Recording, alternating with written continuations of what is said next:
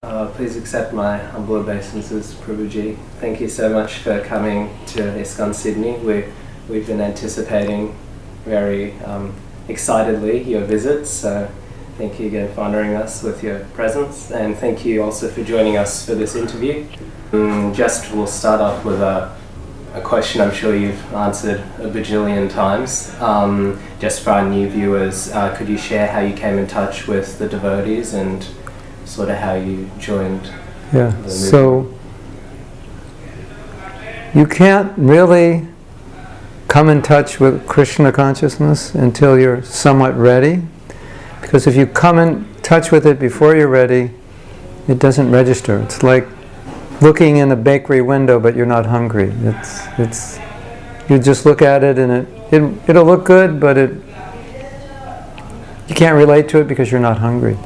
So through my experiences, it came to a point where I became hungry for spiritual life, and as soon as I became hungry, Krishna made all the arrangements. So I ran into the Bhagavad Gita, I ran into the devotees. Everything just lined up at a time when I needed it most. And then it culminated in me meeting Prabhupada. So I first met him in Bhagavad Gita, and then I met him personally. And I was fortunate enough to be living in a city where the devotees were teaching Bhagavad Gita 2 nights a week, and of course having Sunday feast, and every day they were on the street doing kirtan, so I practically saw them every day. And I was desperately looking for spiritual life, and so Krishna just arranged it. I could tell the story for 45 minutes, but I think that'll suffice, that when a person is ready, Krishna will send everything he needs to be Krishna conscious. And before we're ready, even if he sends, it won't register. But everything we're doing in life is, you could say, preparing us to be ready. Yeah. So. And what year was that? That was 1969. 1969.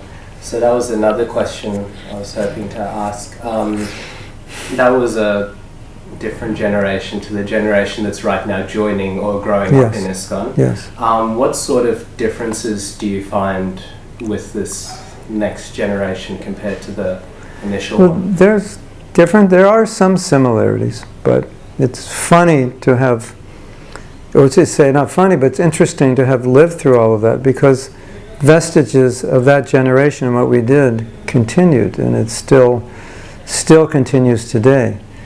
The people today most of them don't want to be hippies, or they look at hippies and they think they're weird, but they don't realize that a lot of the principles of hippie life are kind of mainstream in a sense, or at least becoming more mainstream. So for us, like interest or fascination with Eastern philosophy was very prominent, as it is today. I think maybe the big difference was, or the two big differences, there was a very strong interest in understanding life, purpose, and very strong desire to change the world.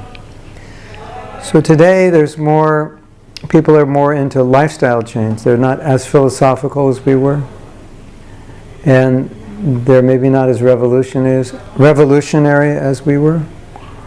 And we were more, I think, very committed to what we believed. So if we believed something, we would stop everything else we're doing. And that's why many of us dropped out of university. Because we believed in Krishna consciousness, we wanted to pursue it, we wanted to make a career of it. We didn't want to incorporate it as a lifestyle. Of course, most of us were young, so it was easy for us to do that. So that's not that it's wrong to do that, but that's a big difference in that generation. If we came upon something that was true, we'd say, okay, I want to be part of it, give my life to it. What we believed, we would live. It wasn't like we were thinking we believed it, but had a different lifestyle and kind of adapted a little bit into our life. It became our life. And so that was good, because Prabhupada needed people who would do that. And if we were all just incorporating Krishna as something along the side of our life, there would be no one to have spread it. So I think Krishna arranged that mentality for that generation. If you believe something, you give yourself to it, so that we could give ourselves to it. And then Prabhupada had his thousands of soldiers, foot soldiers all over the world. which we see happening less now. If it happened then less, it would have been very difficult to do what we were able to do.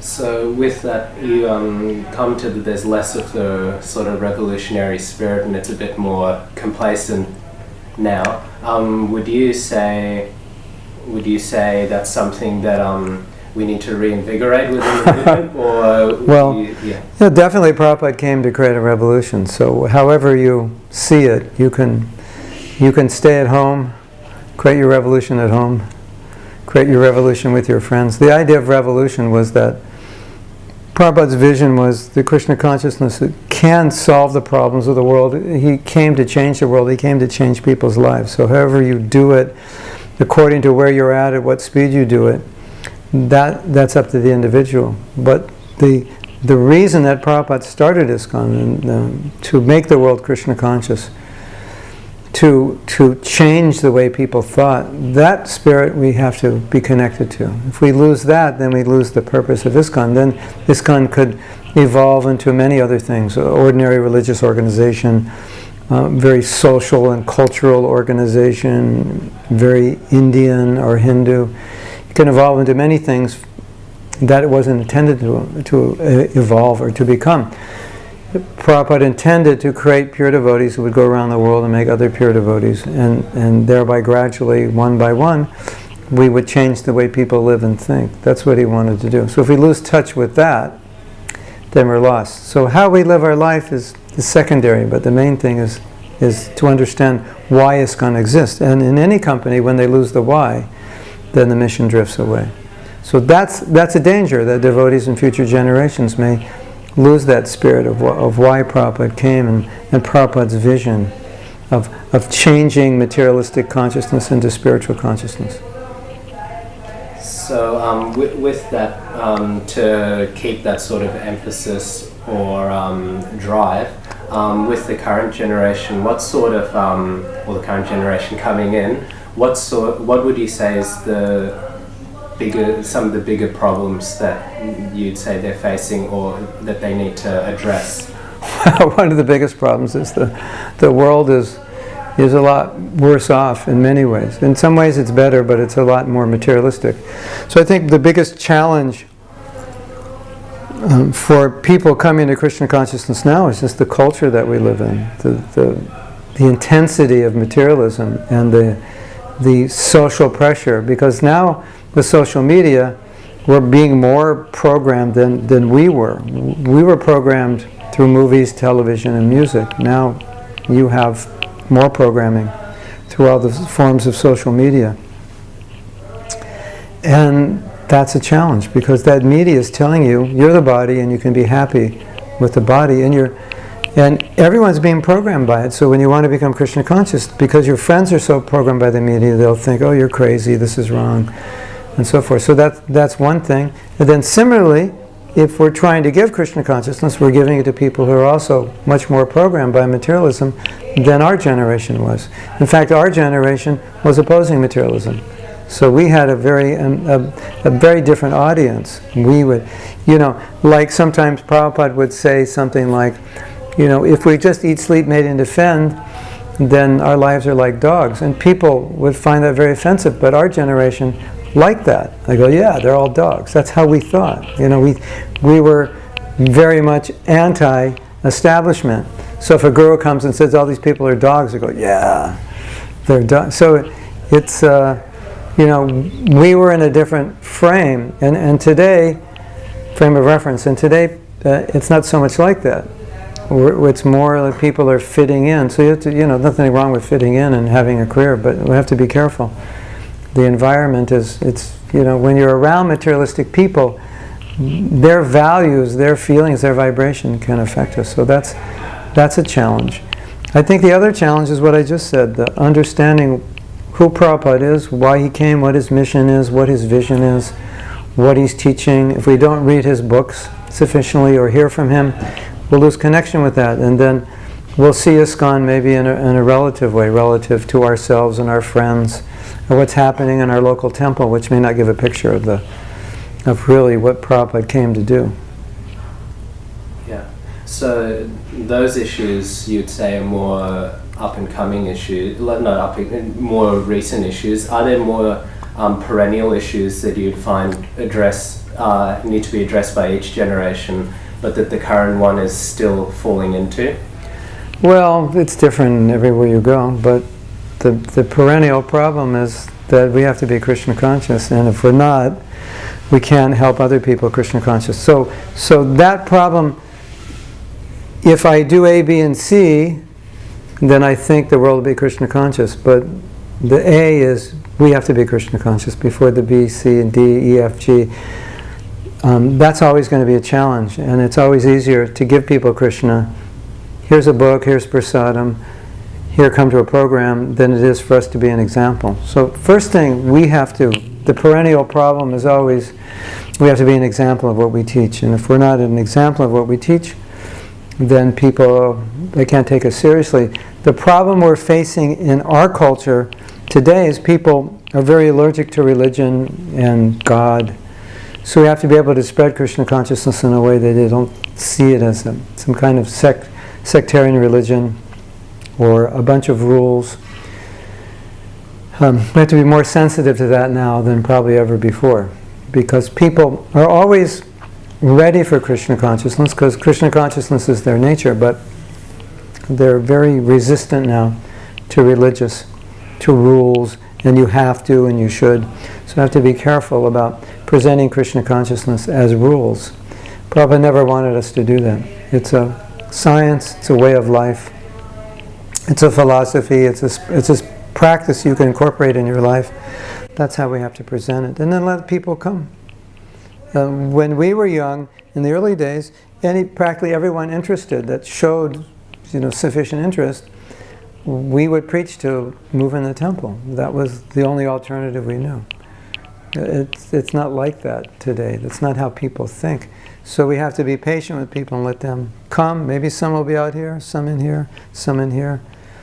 But we don't want to shove rules and regulations and religious ideas down their throat, because they'll run away.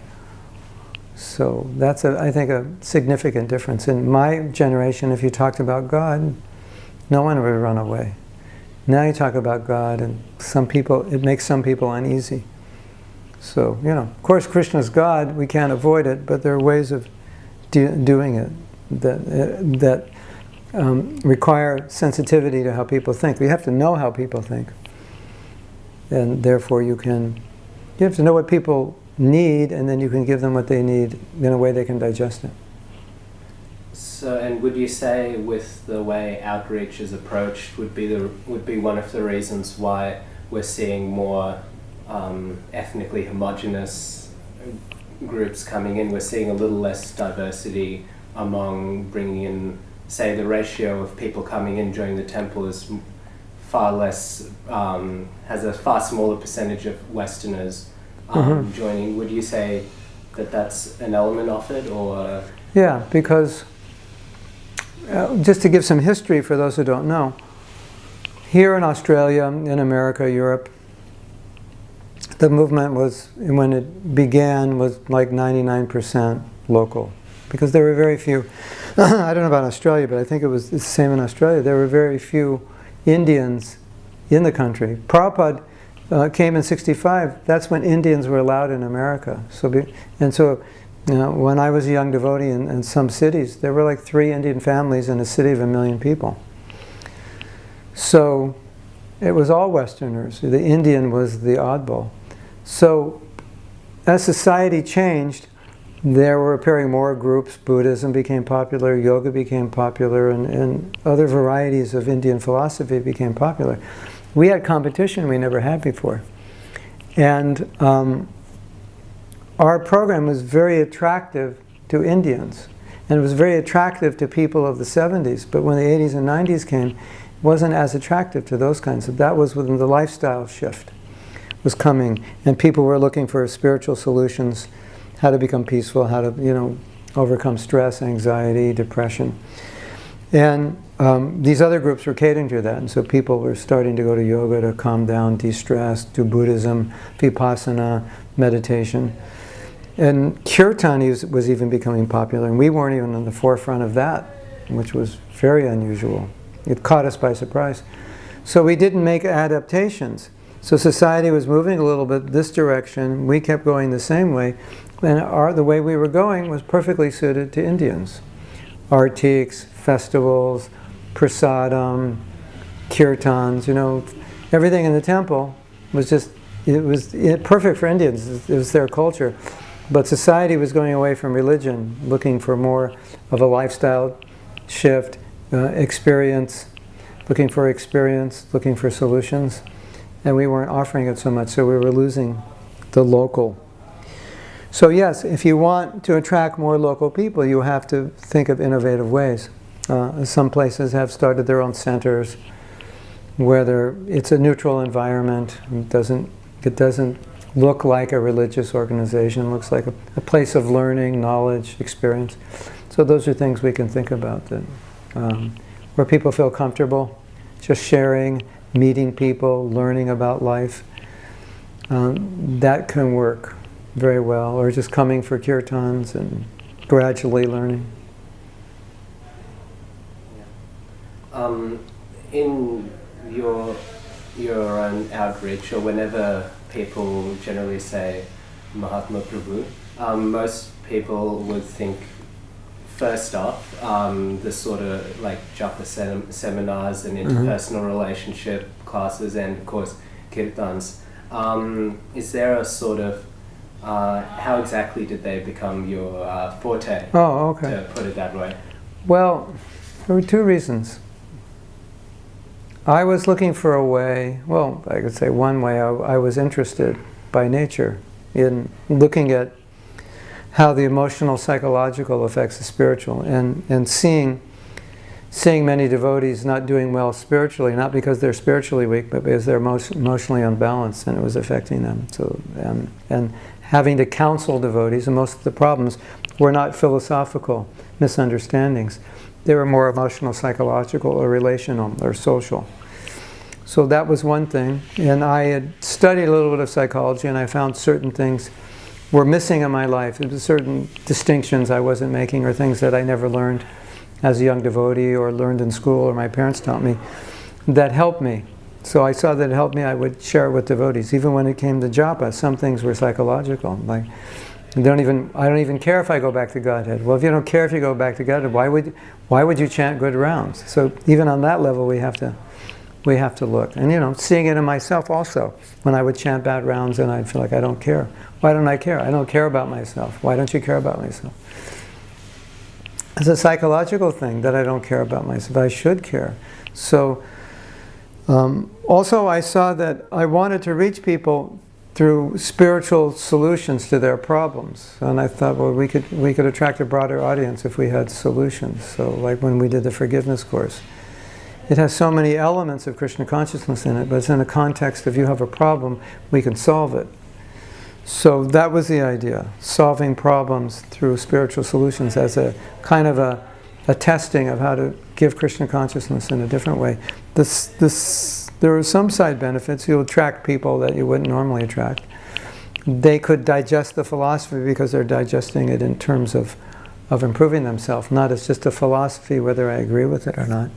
And an interesting side benefit, if those people become devotees, at least they don't bring in a lot of the baggage of resentment and not being responsible and so forth that they would normally bring in, because they went through the course.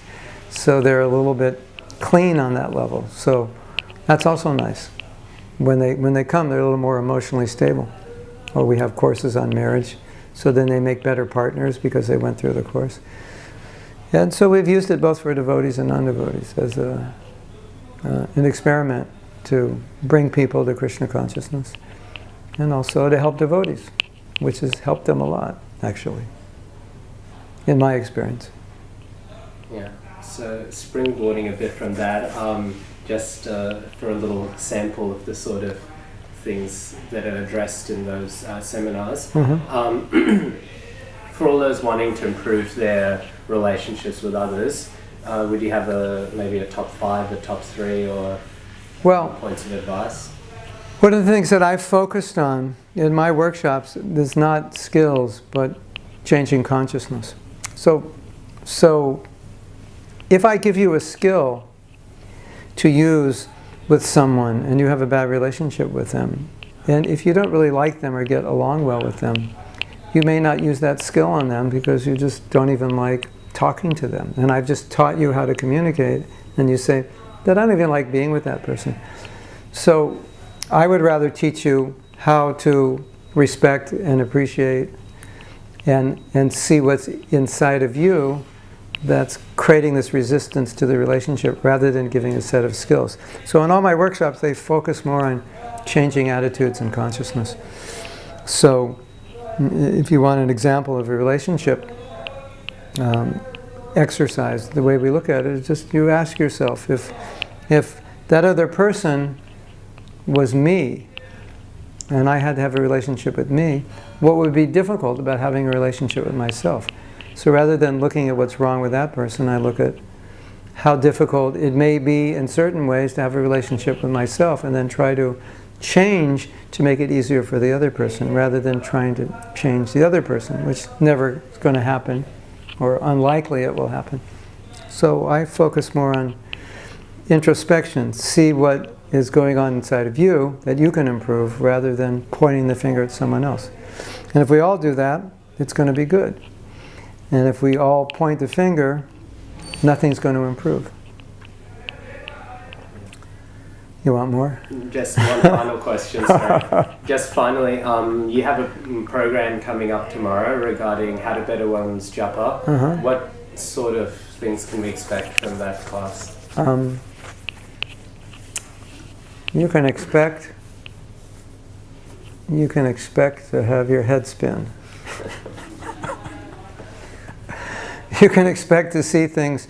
Hopefully you'll say, oh, I never thought of it this way. I never chanted this way. I didn't realize I could do any better. I didn't notice the mistakes I was making.